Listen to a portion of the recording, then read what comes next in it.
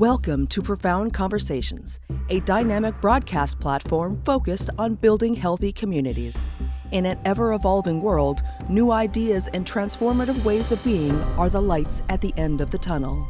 Please join us as we participate in critical and profound conversations impacting humanity. This is Profound Conversations, a place where we take a deep dive into understanding how to be better, do better, and more importantly, how to become our best selves. We're here with a wealth strategist, a person who spent her life trying to understand how to facilitate growth and development within the people, not only from her childhood, but in her adulthood. And it started with her trying to understand how to be a better person for herself. She recognized that she was having some economic challenges and decided that she wanted to pass on the knowledge that she had gained from mastering her own mindset to a population that seemed to not have a mindset of wealth building. As we begin this segment, Ms. Robinson, we want to start with fierce, but inside of fierce, we want to begin this conversation with what distinguishes wealth building from getting rich. So wealth building is something that creates legacy. When we look at riches are very temporary. And I believe I mentioned it in the last segment. So oftentimes we see people have access or they come into riches and they're not able to sustain them. And I gave the example of athletes, but it's not just athletes. I work with people who get into the trades programs. And the trades program, so that's, construction, painting, carpentry, equipment operating, all these different things. And they're making over here anyway, I can't speak to anywhere else, but they're making really, really good money. But they are lacking the education and the mindset needed to be able to grow their wealth and to also protect it, because that's the key to wealth. And that's what distinguishes wealth from riches. Riches are temporary, but wealth is something that's lasting. Wealth is something that's generational, and it goes beyond money. Wealth is also education. Wealth is also impact and influence. And it's something, again, that has to last beyond yourself. Too many times people actually take the seeds and eat the seeds. An idea around eating the seeds is that when you have seeds, my grandmother always had these watermelon seeds in the windowsill, and they could not grow any watermelons. They would just dry out. And when you put them in the earth, they could draw nutrients from the soil, and they could draw something from the water, and they could gain energy from the sun, and then they would produce these watermelons.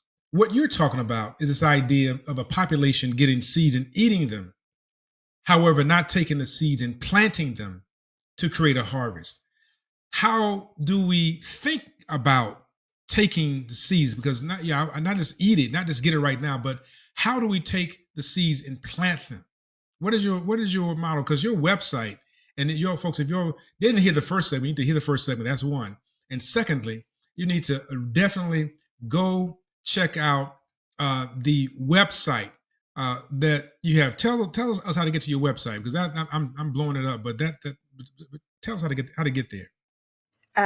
The easiest way is to just go to justhere2help.com, and that'll take you to the business website, which really talks about the different aspects and things that we do when working with community and to build community and to educate people. But I love the story that you just told about the seed, because that is a major issue and challenge, is that we do eat our seed. We believe that we should enjoy the fruit of our labor. And when we in that belief, it's not a long term, I'm going to, look forward to enjoying my fruit. We want to enjoy our fruit now. And we touched on it in the last session when we talked about the fact that, because from a historical standpoint, but not even just long, way back historical, many of us grew up in situations where we didn't have things. We didn't have the nicest, flyest stuff, and we didn't have the big homes. We didn't have nice cars. And so when we find ourselves in a position where we have the ability to purchase these things, instead of us looking long term and planting our seed, we start eating our seed right away. We get a promotion, we're gonna go run out and buy the new car. My ladies, we're going out and we're buying luxury purses and name brand things when we don't even And no money have. to put in them. I was just about to say, buying a $2,000 purse, but don't have $2,000 to put in it.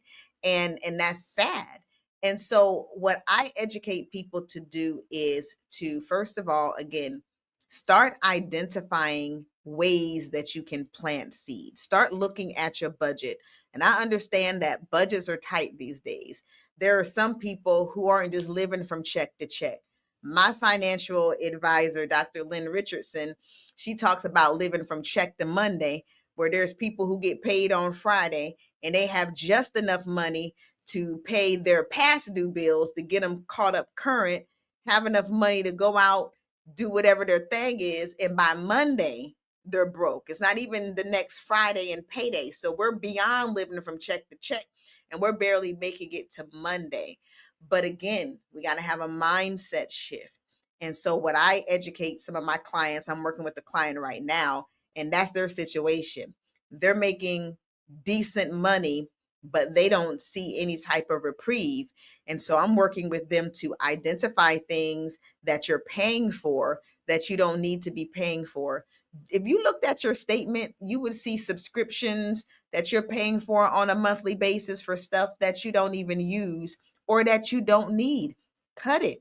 That's money that you could be putting into a high yield savings account. That's money that you could be using to open up a brokerage account so that you can start the process and journey of investing, opening up a retirement account. We can't rely on Social Security, people. So we got to make sure that we are planting seeds, not just in one place, but in multiple places so that we are able to create this sustainable wealth that we're talking about. I don't like you talking about me, talking about having subscriptions of things that I don't use. That's, what that, I got come them on. too. So you've been talking about me. I feel some type of way about that. You are actually absolutely correct that we engage in the process of demonstrating our relevance in the context of the things that we can purchase and not actually deal with the idea of how do we produce. And I think that is so critical. And how do we, when I mentioned this idea of the soil, um, how do we take our seed, right, our capital, and begin to think about slowly? I'm going to take this, I'm going to take a certain portion of this and set aside, and I'm going to do this with my skill set. I want to go back and share something that I thought was so um, about how we have trades, or this discussion about the Booker T. Washington, W.B. Du Bois discourse, right? The talented tenth, or the people who actually can do things. And I think that there's wealth to be uh, built around doing things. HVAC work, construction. I don't care a lot about where you've gotten your training from. When my toilet is not working properly, when I have feces going all over the place, I want to know, can you come fix it? And I'm willing to pay top dollar to stop that feces from coming back up in my bathtub, right? And so there is money to be made there. However, do we think about the money in the context of wealth, right? So how do we think about taking our seeds? And your program, your programming, I know, does this. And just give us some quick tips about 3 or 4 points. How do we think about moving from getting money to taking a seed, planting it, and growing it if we have a trade? What do we do? So, just basic things. So, first of all, making sure that you have something, a tool in place like a high yield savings account. When you take your money to a regular bank, you're getting less than 1% interest on the money that you're putting in there. And banks are making money off of us because while they're only giving us 1% interest, if you were to go to that same bank and try to take out a loan, they're going to charge you 10 plus percent interest on the loan that you're getting from them while they're using your money actually to give loans to people. So we got to start being innovative and thinking beyond going to a traditional bank. We need to make sure that we have a high yield savings account, which will give us some of them up to 5% APY on those accounts. We got to also start thinking about life insurance. This is a tool that wealthy people have been utilizing for years to create wealth. But for some reason in our community, we think the conversation of life insurance is taboo. We need to have life insurance, first of all, just from the basic standpoint. So if something happens to us, we all have an expiration date. We're not burdening our family with more debt. When my grandmother passed away in 2017, she didn't have life insurance. My mother then became responsible for trying to figure out how to take care of those funeral costs. Then, lo and behold, uncles started passing away. They didn't have life insurance. And so it creates this compounding issue of generational debt as opposed to generational wealth. So we need to make sure that we have tools in place such as life insurance so that when we pass away, our families aren't having to deal with that. But making sure beyond that, that we're getting good life insurance that can be structured in a way where we can capitalize on the cash value. There are life insurance policies that many people don't know about where you can maximize the cash value, pull it out, invest in something else, invest in a property, invest in a vehicle that you can put on Toro. There's so many different ways that we can make money. And so we got to be innovative and start thinking about these things. You want to say something, so I'm gonna pause. Now, hey, I'm listening because this is fantastic, right? Because one of the first institutions that we utilize in this country to build wealth was actually insurance. We talk about Alonzo Herndon. We talk Atlanta Life. We talk about North Carolina. So there was this wealth building process, and inside of these insurance companies were ways to keep not only bury family members, but to keep legacy alive through rituals. So these became the purveyors of the rituals, but also I know in Shreveport, Louisiana, Lighthouse Insurance was a major black operated insurance company, and Miss Mamie, who used to do my mother's hair, was a beautician who actually was in the building where the Lighthouse Insurance Company was. But on top of that, she was a civil rights activist, right? I didn't know that. I'm 3 or 4 years old. I have no idea. I'm reading about this as an adult. Like, wait, this is the person I was interacting with who'd been to Washington D.C. So not only were they wealth building, but they were also community activists. So it's not only the issue of, and this is where we talk about the issue of affluence and influence. Not only do you have the wealth building, but also you engaging in being a change agent within the community. I think that's also a mindset as well, that how I'm going to make changes for generations. How can I take the wealth and put it into these various vehicles? Take the wealth and put it into resources for my business to be able to grow the business instead of putting it into things that I'm going to release through nitrogenous waste or solid matter, right? Consuming alcohol and so forth, or buying drinking stuff, right? And so we have to recognize that that is a part of the process. And so you speak to this in closing, because I know that the time is what it is, but the information is so needed for our community. And the time that we have left, right? Let us please share with us this idea of moving from a poverty mindset to wealth building. Why is it important? What does Fierce offer us, or what does your program offer us to be able to be better, do better, and live better? First of all, I believe, because you mentioned fierce again, every Black family should have a wealth plan that's rooted in those principles. There needs to be a wealth plan. Understanding that without the institution of family and unity in family, without being strategic, wealth is just going to continue to be a dream. It's going to continue to be a conversation. We have to have a plan. And I want to encourage the listeners of this. You need to start now, and you don't have to have a lot to start. Believe it or not, starting with a basic $25, $50, and putting that aside can go a long way if you're willing to be in this for the long haul. So I want to encourage you all to not wait around until you get the job. I want to encourage you all not to wait until you pay off your debt, but let's start building wealth now. Because I'm going to tell you something, and a lot of wealth strategists and financial advisors won't tell you this. If you already robbing Peter to pay Paul, it's not going to hurt you to snatch some money from Paul to put into your savings account. It's like you're already robbing them. So go ahead and rob them in a way that's going to benefit you and not pad the pockets of organizations and companies that are actually practicing predatory behaviors. So start now with building your wealth. Start with building the wealth. Start where you are. It's something that has happened.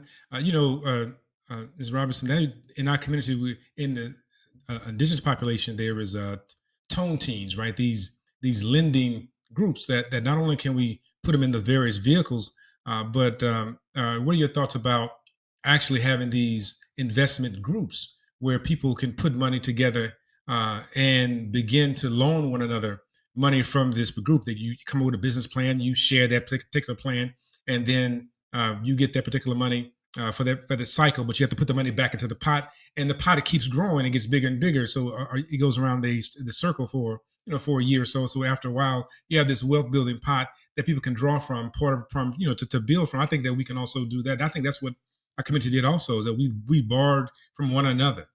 And as we begin to look at investment vehicles, I think it's a very powerful model. What do you think about the idea of tone teams or lending groups?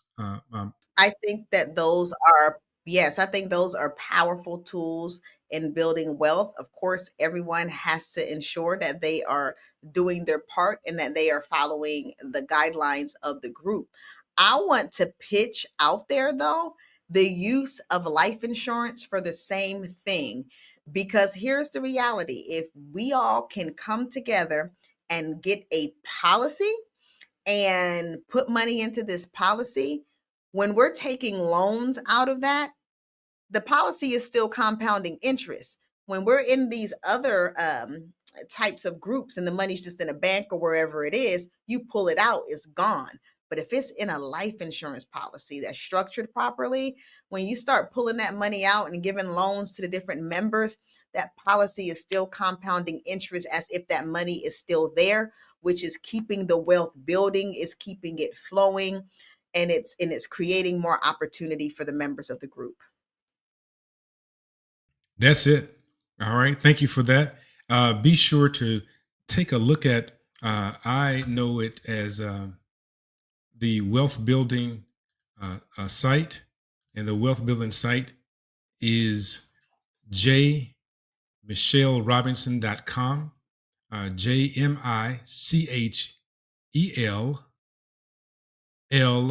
Robinson, ROBINSON.com. And this website is filled with information that'll make us ask more questions. But more importantly, if we delve into it, we begin to understand of how we can create a legacy of wealth building and not simply being one who consumes. Not only will we look good, but we will have good for generations to come. It's imperative to not eat the seed, but to be able to have some seed to put aside, to be able to plant, to grow a harvest. When a population has been challenged around this idea of survival, living in the moment, it becomes very difficult to conceptualize ways to be able to build for perpetuity. However, part of our process in life is to be able to leave something for those that are behind us, to be able to create something today that demonstrates our power and our prowess, but more importantly, we leave something for our progeny. Thank you so much, Jante. I was teasing earlier, and now here I am, Jante Michelle Robinson. We thank you so much for sharing and being an example of what we can become. Investors, be the light that shines in dark places, but more importantly, help us to be legacy builders. Thank you. This is Profound Conversations. Thank you for joining our Profound Conversation. If you found this episode helpful, please subscribe to our podcast and then gift this information to a friend or family member using the share button. You can find our show on all social media platforms as well as on our website at profoundconvos.com. Profound Conversations executive producers are the Muslim Life Planning Institute, a national community building organization whose mission is to establish pathways to lifelong learning and healthy communities at the local, national, and global level. The Profound Conversations podcast is produced by Erica Christie. Programming is produced by the Aliyah Network. Thank you for your support.